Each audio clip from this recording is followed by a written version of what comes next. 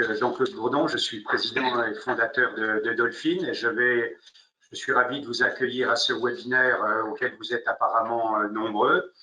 Je vais vous présenter donc la société en compagnie de mes collaborateurs, en particulier Yann Lepoutre, directeur général de la société.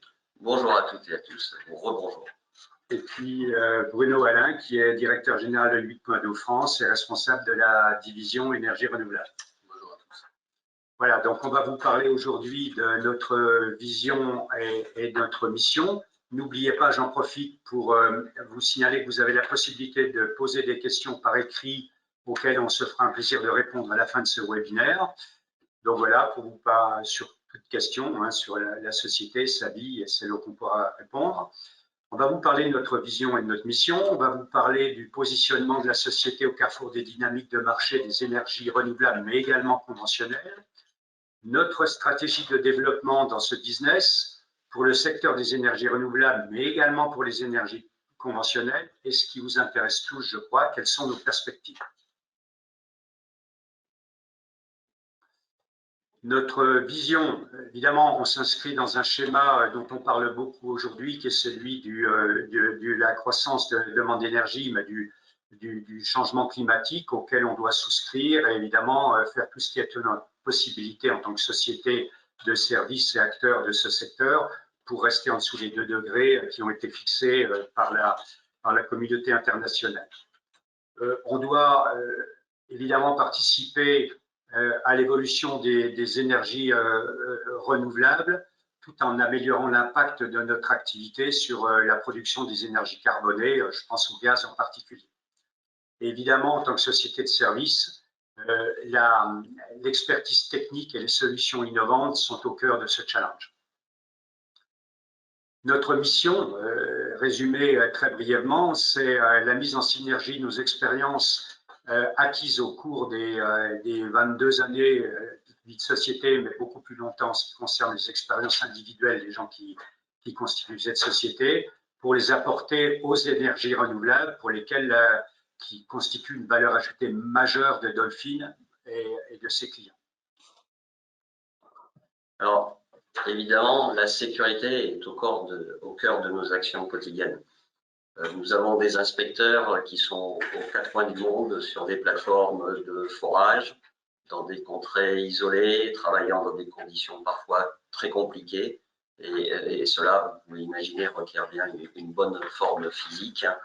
Et même en France, dans l'éolien, nous avons des inspecteurs qui montent à plusieurs dizaines de mètres de haut, au bout de cordes.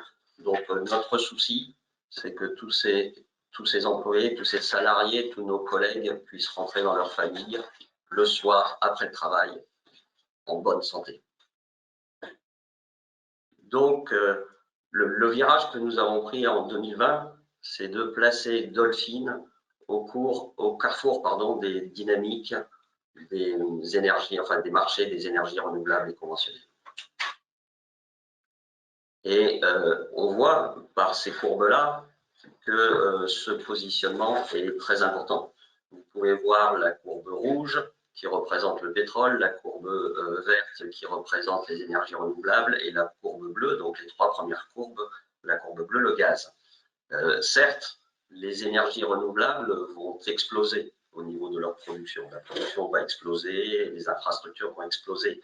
Mais pour que le monde, à l'horizon 2050, va avoir besoin de plus en plus d'énergie. La croissance de la population et l'accès à l'énergie de certaines populations qui ne l'ont pas ou peu aujourd'hui va faire une croissance énorme de cette énergie. Et donc, on aura toujours besoin du pétrole et du gaz, et cette production de pétrole et gaz va continuer aussi à augmenter. Du coup, la transformation de Dolphin s'articule autour de cette transition énergétique et lui ouvre les portes du marché de l'éolien offshore, surtout offshore. Offshore un petit peu, on en reparlera un peu plus loin, mais surtout de l'éolien offshore. Pourquoi ça? Parce que toute l'expertise de Dolphin, qui s'appelait précédemment Ditswell, ça ne vous a pas échappé, est née de ses activités de service et d'ingénierie dans le monde du forage pétrolier qui était principalement offshore, ce qui nous confère une compétence et une expérience qui est sans compas. Enfin, on a des concurrents, mais qui est extrêmement pointue et reconnue. Alors, qu'est-ce qu'on a fait? Il ne vous a pas échappé que le pétrole a subi une crise importante en 2014-2015. Ditswell, à l'époque, n'est pas passé à côté de l'impact. On a perdu beaucoup de marché du fait de la disparition de nos clients, mais on a décidé de garder l'expertise de nos capacités en ingénierie en lançant un projet de flotteur pour éoliennes flottantes. À l'époque, on parlait de turbines de 6 MW, qui étaient des turbines qui étaient grosses pour le marché à l'époque. On a donc étudié un flotteur que nous avons baptisé TrustFloat 6. Pour le coup, on a eu une aide à la fois de la BPI et de l'ADEME. C'est un projet qu'on a lancé en 2015 et qui s'est terminé 3 ans et demi après, en 2019. Entre-temps, on a décidé d'aller plus loin dans le basculement de notre modèle économique et en octobre 2020, on a baptisé, on a oublié le nom d'Itswell qui était peut-être un peu trop attaché au puits et au parapétrolier pour appeler la société Dolphin, ce nom qui nous appartient et qui représente un peu plus les activités offshore. En avril 2021, on lance un plan Cash on Value 21-25, ça c'est pour assurer les financements de la société et puis regarder comment on allait pouvoir financer ce développement.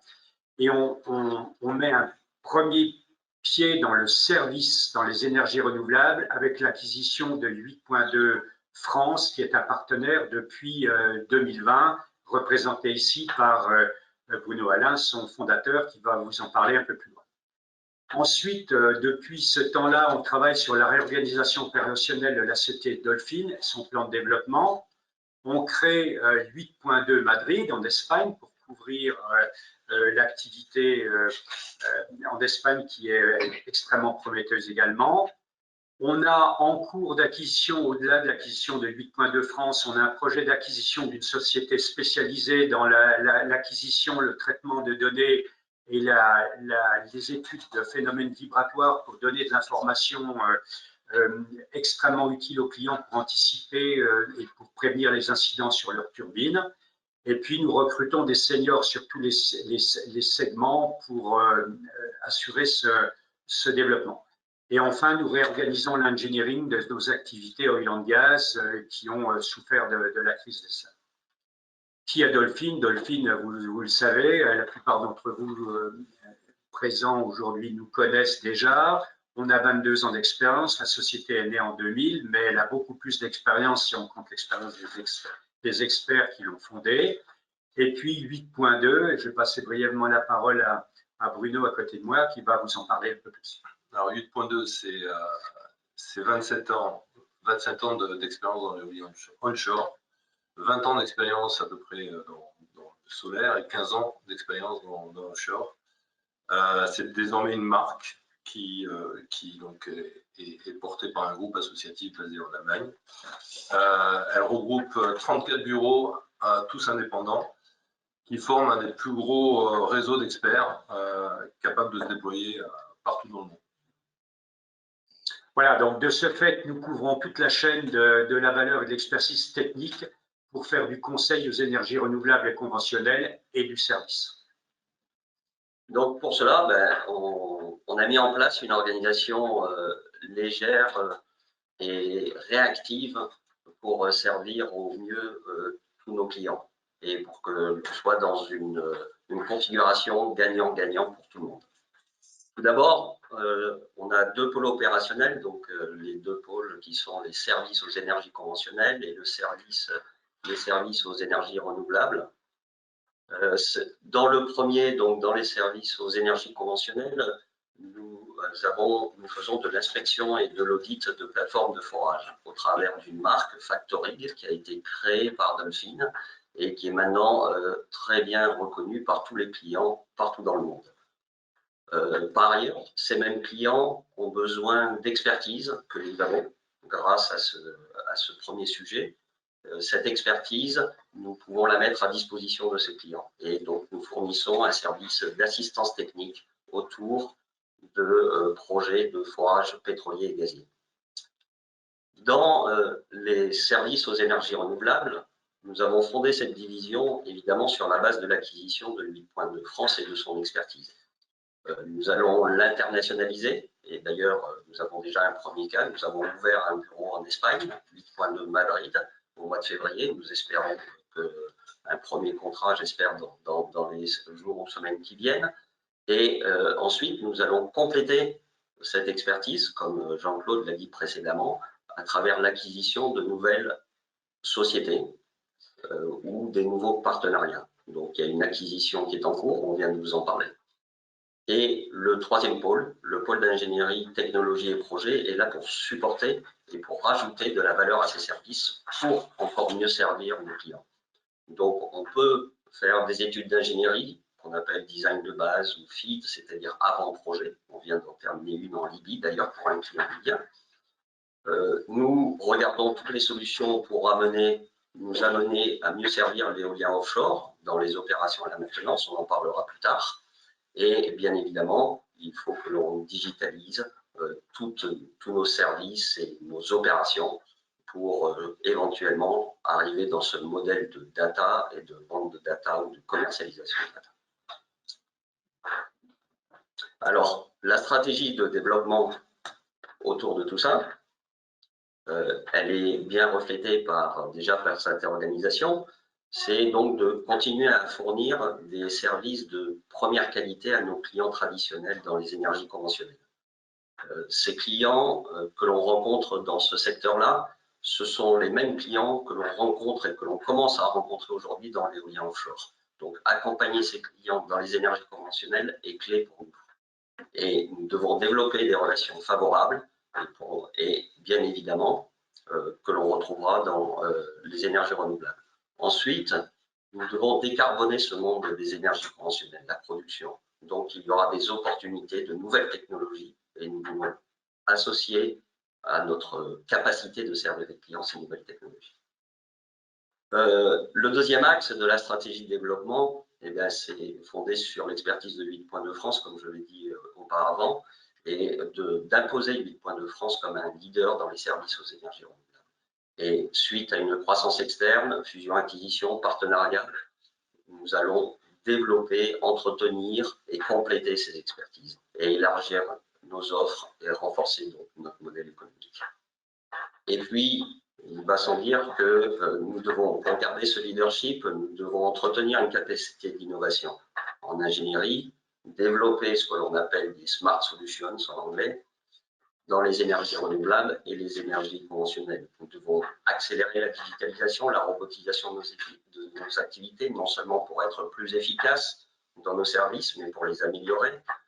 Finaliser le développement du flotteur Trustfloat 15 MW sur lequel nous sommes lancés,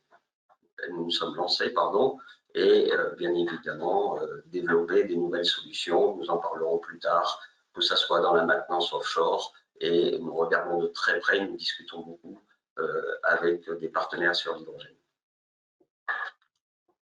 Donc, les énergies renouvelables, nous avons vu que la croissance attendue dans le domaine des énergies renouvelables est fabuleuse et la France n'est pas en reste, elle a une ambition énorme. Et donc, Bruno, je te laisse la parole. Oui, alors effectivement, les perspectives sont colossales. On ne va pas revenir dessus. Il y a le prochain slide. On fait l'état. Alors là, on parle essentiellement de l'éolien, mais c'est identique pour le solaire. Donc, sur l'éolien terrestre, notamment, on a aujourd'hui 10 inspecteurs qui font des expertises, qui réalisent des expertises en France et aussi également à l'étranger. On a vraiment conforté une position de leadership sur l'expertise technique. On ne fait pas que ça, on fait aussi de la due deal. On a une équipe de due deal qui s'est bien développée. On a également aussi ouvert un service sur le solaire. Donc ça, c'est pour toute la partie terrestre. On veut donc conforter notre leadership. Le volume augmentant de toute façon naturellement. On a une croissance en fait organique naturelle. Et on souhaite également donc améliorer notre profitabilité autour du digital. Sur l'éolien en mer posé, on a réussi à pénétrer le marché en 2017-2018 grâce au projet Mercure avec la fabrication, en réalisant les audits de qualité des nacelles à Saint-Nazaire sur un projet qui s'appelle le projet Mercure. On a donc pu basculer sur le projet de Bande-Guérande avec la fabrication des 80 unités, toujours des Alia de 6 MW. Donc, en réalisant également les audits techniques, les audits de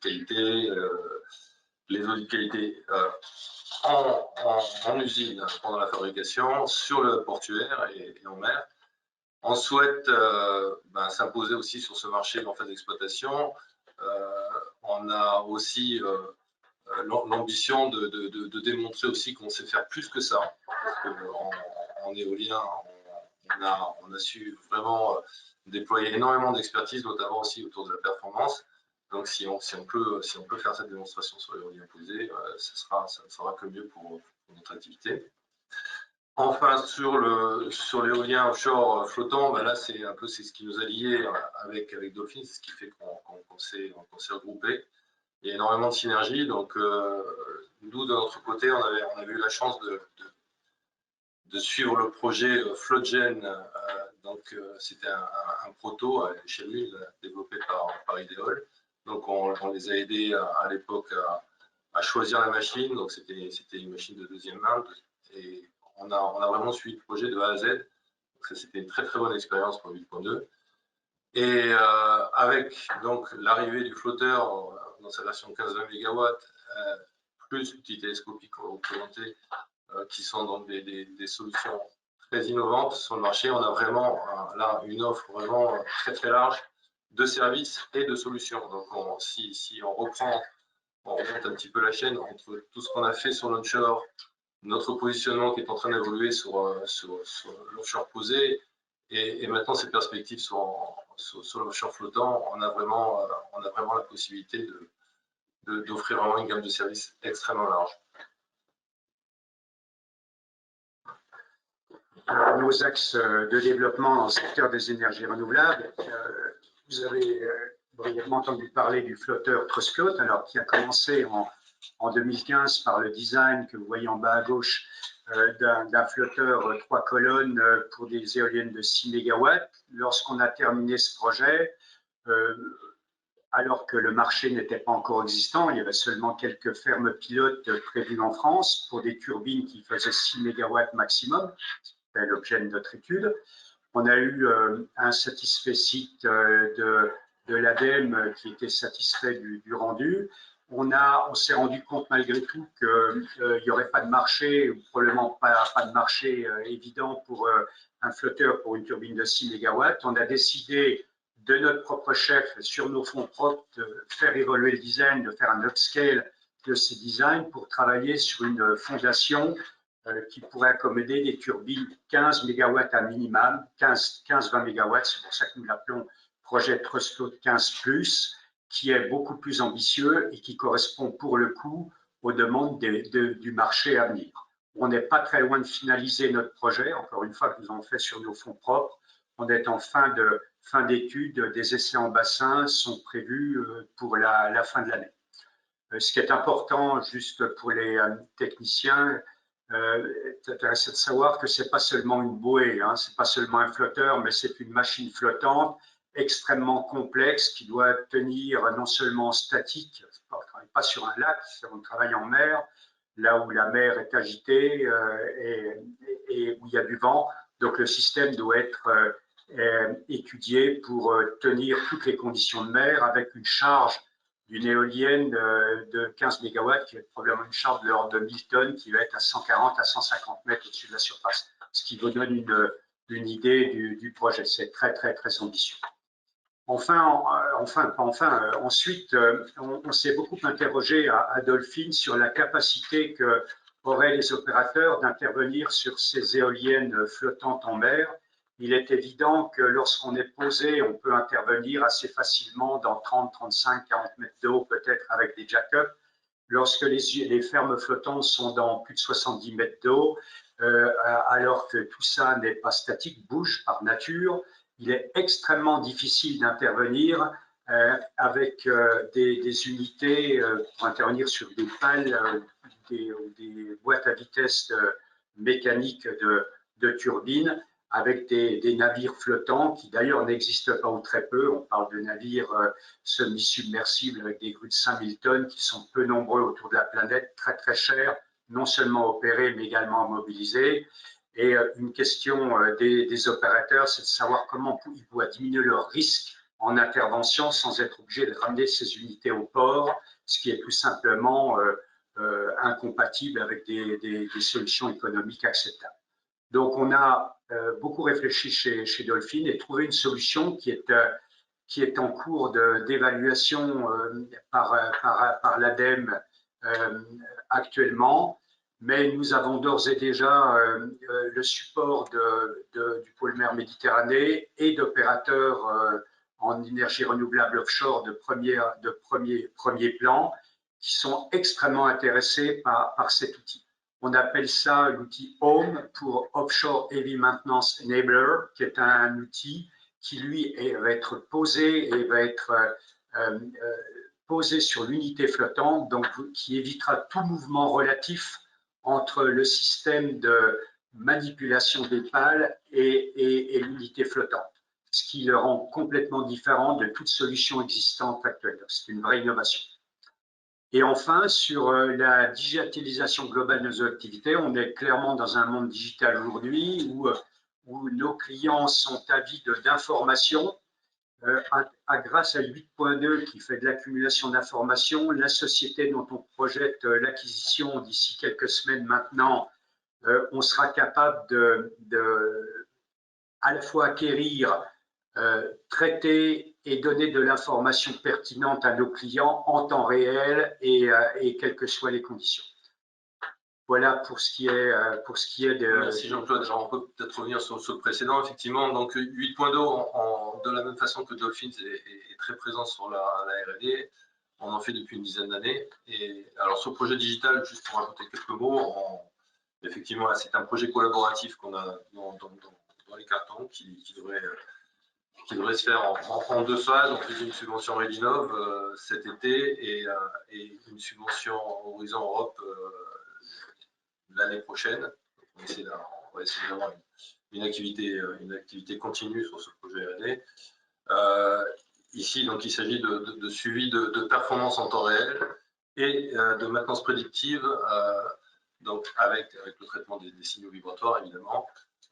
Donc, on est allé chercher tout un tas de technologies qui sont plus ou moins matures et qui sont vraiment en pointe. Et donc, l'idée, c'est de les faire parler toutes entre elles. Donc, derrière, il y a beaucoup d'intelligence artificielle, donc on est vraiment sur des grosses pointes. Sur ce slide, donc on voit un nouveau projet là. Donc, on a été tout récemment lauréat d'une subvention Redinov, subvention régionale. Donc, 8.2, donc aux côtés de sociétés de renom et d'institutionnels, on accompagne donc ce projet en tant que maître d'œuvre sur la conception, surtout des cahiers des charges. Donc là, il s'agit d'un drone et d'un ROV. Le drone aura pour mission de piloter en autonomie totale pour l'inspection du rotor et d'effectuer ces opérations sur une cible mobile. Alors, elle sera déjà mobile parce que c'est du flottant et elle pourrait, alors je ne sais pas si le challenge ira jusqu'à là, en tout cas on se l'est donné, de faire aussi de l'inspection sur un rotor en rotation. Sur le ROV, c'est de l'inspection semi-automatique de toute la partie immergée, de toute la structure immergée. Voilà pour ce projet innovant. Et enfin, donc j'ai rapidement tout à l'heure évoqué le projet de bande guérande, donc c'est le parc éolien en mer de Saint-Nazaire sur lequel on est présent depuis maintenant 2-3 ans. Donc il est porté par un exploitant, enfin l'exploitant aujourd'hui est un consortium piloté par EDF. Et on a donc sur ce projet pu réaliser les inspections qualité en usine sur le hub portuaire. Actuellement, on supervise également le montage et le commissioning. On a à peu près 8 personnes qui sont mobilisées sur le projet. Donc on s'est bien implanté sur Saint-Nazaire. On a déjà un carnet de commandes pour poursuivre les audits de qualité de la prochaine génération de turbines, les Aliad X. Et on espère bien donc marquer l'essai et pénétrer aussi les marchés qui vont suivre sur le site du Havre avec la fabrication donc, des nacelles et des pales de Siemens Gamesa. Donc, nous allons vous parler maintenant des énergies conventionnelles et de nos axes de développement, notre stratégie dans les énergies conventionnelles, donc sur 4 axes essentiels. Alors, les 2 premiers peuvent se regrouper puisque c'est un positionnement par rapport aux clients et par rapport aux zones géographiques. Tout d'abord, les clients. La majorité de la production aujourd'hui, elle est contrôlée et elle va être de plus en plus contrôlée par ce que l'on appelle les NOC, c'est-à-dire les National Oil Companies. Donc, nous devons nous approcher d'eux et c'est ce qu'on est déjà en train de faire. Je vous rappelle que nous avons été préqualifiés en Arabie Saoudite par Saudi Aramco. Nous avons des contrats en cours avec ADNOC, YPF en Argentine et Petrobras, qui est brésilienne, mais c'était en Colombie, et avec la NOC en Libye. Et puis l'autre classe de clients, catégorie de clients, si je puis dire comme ça, ce sont les indépendants. Ce sont des gens qui sont très réactifs par rapport au prix du baril, et notamment dans les projets de forage qui nous concernent en particulier. Et donc, dès que le baril reprend des couleurs, ils ont besoin d'expertise, ils veulent relancer des forages, et parce qu'en plus, ils ont des structures légères, donc ils n'ont pas forcément toutes les expertises en interne tout le temps. Donc, pour nous, ce sont des clients très importants. Et ce sont des contrats qu'on a eu avec Trident Energy au Brésil, avec Saint-Aubin en Colombie, Perenco au Vietnam, etc. Et dans les zones géographiques, il faut qu'on se positionne sur des zones où la production pétrolière s'affranchira de tous les soubresauts qui puissent exister dans l'économie mondiale. Et clairement, la production pétrolière et gazière, j'entends, parce qu'on va tourner de plus en plus vers le gaz. Donc, quand on parle de ça, on parle du Moyen-Orient, on parle de l'Afrique du Nord, pour nous les Européens essentiellement, et on parle de l'Amérique latine, et particulièrement, bon, il y a déjà l'Argentine, mais le Brésil, qui va concentrer 50% de la croissance dans l'offshore pétrolier et gazier dans les années qui vont venir. Donc, ce sont des points très importants où on est ancré. On a un bureau à Abu Dhabi et on a un bureau à Rio de Janeiro. Et pour l'Afrique du Nord, à partir de Paris, on peut y aller tranquillement. Ensuite, le troisième axe, c'est l'augmentation et l'élargissement de notre offre sur la base d'une expertise. Encore une fois, nous sommes une société, vous l'avez compris, qui est basée sur son expertise et reconnue par son expertise. Et au-delà de cette expertise, nous pouvons élargir notre offre. Nos clients peuvent demander de la supervision de leurs opérations de forage. Nous connaissons bien les équipements, nous allons pouvoir étudier leurs performances et en plus, avec ces capacités, j'allais dire d'expertise que nous allons acquérir, nous allons pouvoir faire de la maintenance prédictive et proposer cela à nos clients. En même temps, on reste à faire un peu d'engineering en amont de projet, dans des cas bien particuliers, de nouveaux rigs, des changements, j'allais dire des modifications de plateformes de forage. Et puis, ça va sans dire le quatrième axe, l'accélération de la digitalisation. L'année 2022, on mettra définitivement en œuvre le Digifact, c'est notre marqueur digital pour Factoring. Je vous rappelle, la marque Factoring. Et ensuite, c'est un objectif d'efficacité des inspections et des audits. Et l'évolution du modèle vers éventuellement une commercialisation de la data. D'autres industries en parlent déjà, nous en ferons partie. Donc, nous voyons sur cette slide, malgré une demande croissante des investissements, qu'il y a quand même, je vais juste vous dire, par rapport au prix du baril, on peut se dire, ben, essayez que tout augmente, votre activité va augmenter. Il y a un lag time entre l'augmentation que l'on voit du prix du baril et la reprise des activités. Alors, certes, certains sont beaucoup plus réactifs que d'autres, les indépendants, comme je l'ai dit, mais cela reste que ce sont des investissements lourds qu'il faut remettre en temps. Donc, l'activité croissante va venir dans les mois qui viennent. On l'a déjà vu un peu, mais elle va s'accentuer dans les mois qui viennent. Alors, ce que nous prévoyons pour Dolphin, tout d'abord à court terme, nous allons bien évidemment nous concentrer sur ce que l'on a et nous allons accroître l'activité sur la base de notre expertise existante. Et pour cela, nous allons mettre des efforts importants. Et on le verra un peu plus tard, mais ce sont essentiellement, il faut qu'on monte dans ce train de la croissance de demande énergétique et donc de la croissance d'activité. Et ensuite, bien évidemment, suite à ces années de crise, nous allons rétablir un objectif de cash flow opérationnel. Enfin, nous allons rétablir. L'objectif est déjà là. Nous allons, fin 2022, avoir un cash flow opérationnel neutre. À moyen et long terme, donc dans un deuxième temps, il faut pérenniser ces nouveaux volumes que nous ambitionnons et en même temps développer les valeurs ajoutées que nous allons mettre au service de nos clients. D'où la digitalisation et la robotisation. Comme je vous l'ai dit auparavant, c'est une nécessité d'efficacité dans nos opérations, donc de compétitivité, et c'est aussi une nécessité pour adopter les nouveaux modèles économiques qu'il va y avoir autour de la data. Et en parallèle, l'intensification de l'engineering pour trouver des smart solutions. Et cela, on vous a parlé du Home, par exemple, qui est un excellent exemple. Donc, on trouve une smart solution, on va la développer et on améliorera nos services aux clients comme cela.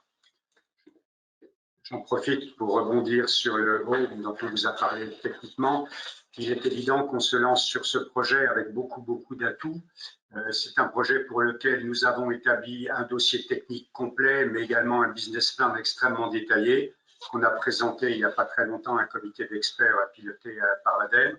Il est évident qu'on mise beaucoup sur cet outil qui va correspondre à une demande extrêmement importante du marché, avec un retour sur les investissements qu'on fait extrêmement positif.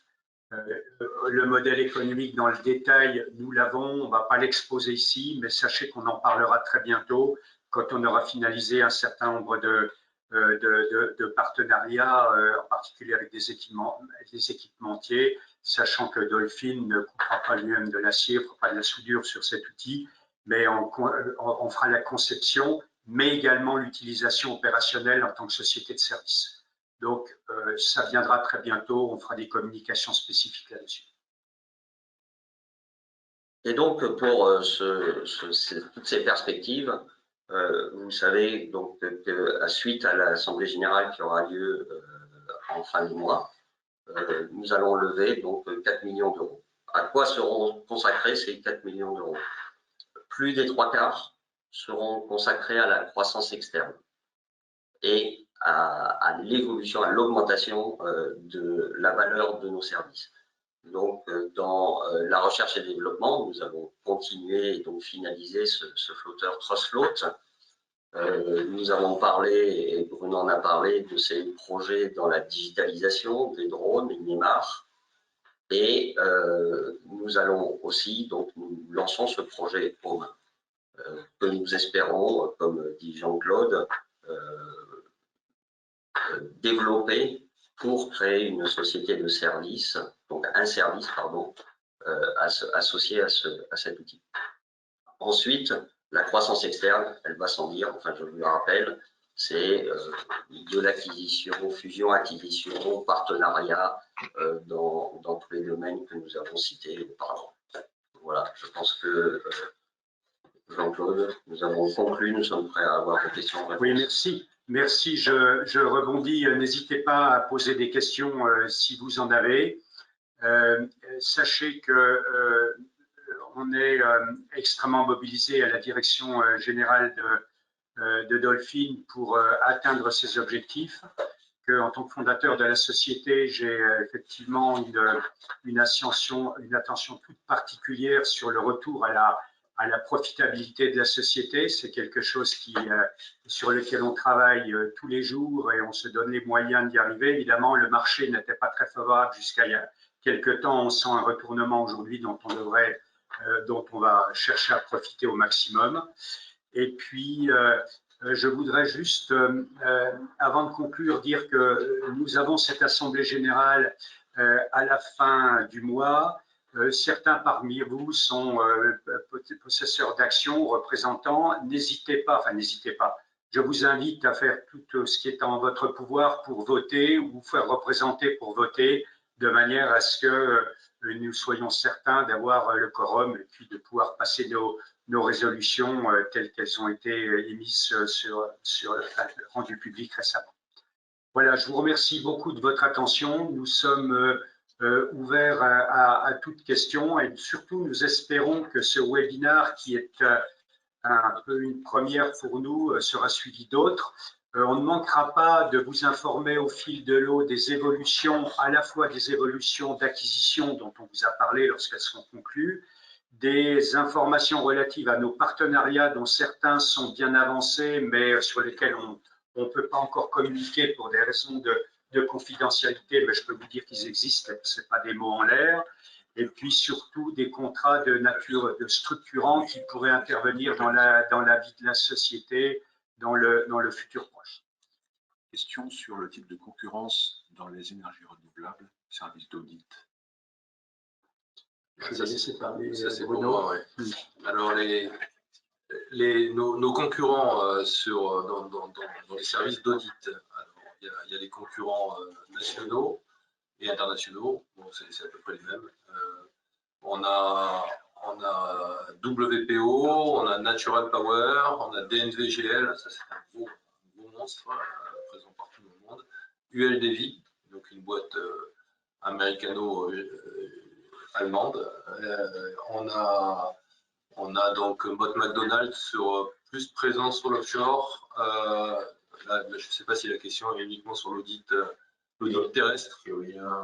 Tous les types, oui. Donc Mott MacDonald, on a Wood. Voilà, il y a beaucoup sur les projets internationaux, il y a beaucoup de sociétés anglo-saxonnes. Et sur la France, bon, c'est de l'anglo-saxon ou de l'allemand, mais voilà, il n'y a pas beaucoup de sociétés françaises, franco-françaises, à part WPO. Sous quelle forme ces 4 millions? Oui, la forme de l'augmentation de capital de 4 millions, c'est une augmentation de capital, vous savez, parce que c'était rendu public, qu'on travaille avec NECMA, qui est un fonds d'investissement en OCAPSA, mais nous avons également l'intention de regarder ce qui peut être fait pour solliciter l'ensemble des actionnaires dans ce domaine-là. Alors, on fera ça par tranche, probablement pas 4 millions d'un coup, mais par tranche à partir de l'Assemblée. Nous avons déjà des résolutions en place qui nous ont été données par l'Assemblée de 2021.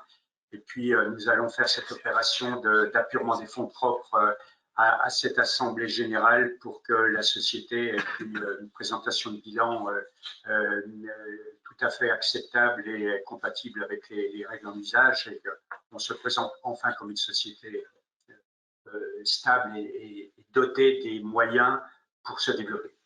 Chiffre d'affaires 21 et effectif. Le chiffre d'affaires 21 public, hein, c'est un peu moins de 4 millions d'euros. Le chiffre d'affaires publié pour 2021. Et aujourd'hui, donc à fin 2021, nous étions une soixantaine. Nous avons déjà un peu augmenté nos effectifs dans cette première moitié d'année. Communiquez-vous sur les perspectives 2022 et au-delà? Alors, sur 2022, on envisage évidemment une très forte croissance de notre activité. Je peux le dire peut-être sans trop m'engager que la croissance sera probablement à 2 chiffres. Ça laisse quand même de la marge entre 2 chiffres bas et 2 chiffres hauts, mais elle sera à 2 chiffres. Que l'acquisition d'activités à venir va aussi être un contributeur d'augmentation de chiffre d'affaires. Et puis l'augmentation organique de nos activités va influencer le chiffre d'affaires et le cash flow de la société. C'est prématuré pour donner des chiffres de clôture sur 2022. On est à peine à la moitié de l'année. On sent quand même une accélération de la demande dans le domaine parapétrolier avec des projets. On pense en toute rigueur qu'on peut éliminer l'option mauvaise surprise pour privilégier la possibilité d'avoir de bonnes surprises. Voilà ce que je peux dire aux actionnaires que vous êtes et que vous représentez. Quel montant d'investissement 2022 et en particulier les investissements sur slot 15? Alors, ouais. Alors, les investissements en 2022 seront de l'ordre de 500 000 euros, hein, en 2022, et notamment donc sur le trust float. Aujourd'hui, nous sommes à peu près en dépenses d'engineering qui sont essentiellement reliées ou liées plutôt à ces investissements et à ces nouvelles solutions. Nous sommes de l'ordre de 1 million d'euros par an.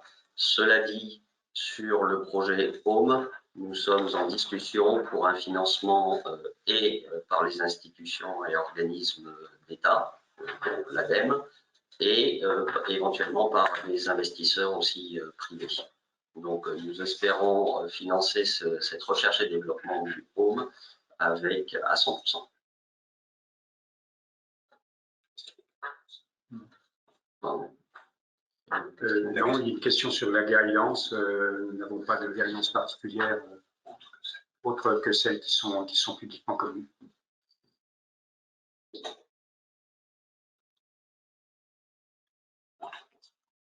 Si vous avez d'autres questions, oui, n'hésitez pas. N'hésitez pas, c'est le moment de les poser. Sachez que la société n'est pas non plus fermée. On connaît certains d'entre vous.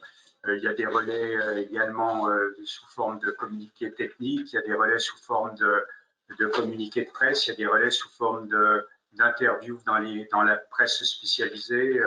Yann, Bruno et moi avons souvent répondu à des questions de journalistes. Donc, n'hésitez pas à regarder ça. N'hésitez pas à regarder la presse technique qui parle de Dolphin aujourd'hui. Ce qu'on peut dire peut-être en conclusion, et là le renforcement des équipes dans quelle division? Alors, le renforcement des équipes, il a lieu sur l'entièreté de la société. Alors évidemment, un peu plus dans les renouvelables. Donc actuellement, avec Bruno, nous augmentons les équipes en seniorité aussi. Donc, il y a de la tension sur le marché dans les inspections, ça va sans dire. Donc nous regardons des programmes de formation à ce niveau-là, mais nous augmentons en seniorité pour aller au-delà des services que nous fournissons aujourd'hui, et notamment pour regarder la digitalisation. Nous avons ouvert une filiale 8.2 en Espagne, 8.2 Madrid, etc. Ensuite, sur la partie oil and gas, nous avons aussi renforcé en seniorité pour mieux structurer cette partie-là et être sûr de prendre ce train qui redécolle dans l'oil and gas. Donc, nous avons aussi renforcé ces équipes à ce niveau-là. Pas d'autres questions? Écoutez, il me reste à vous remercier de vous être inscrit, d'avoir participé, d'avoir pris le temps de nous écouter. Je rappelle que nous sommes extrêmement proches de notre actionnariat. Hein. Je rappelle que je fais partie du fondateur et un des plus gros actionnaires de la société, donc tout ça m'intéresse beaucoup. Mais je crois qu'il n'y a pas de valeur ou de création de valeur de société sans projet industriel dans une industrie comme celle-ci que nous avons. Vous parliez, certains ont posé la question sur la concurrence. Ce que je peux vous dire, c'est que nous avons des concurrents individuels sur un certain nombre de lignes de métier, mais des sociétés comme Dolphin qui sont capables de partir de la conception de l'engineering pour aller à la production de services avec ces outils.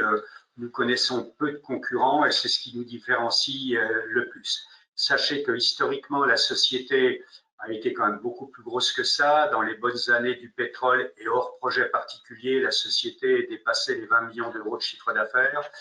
Sachez que c'est pas inaccessible. On pourra et on y reparviendra.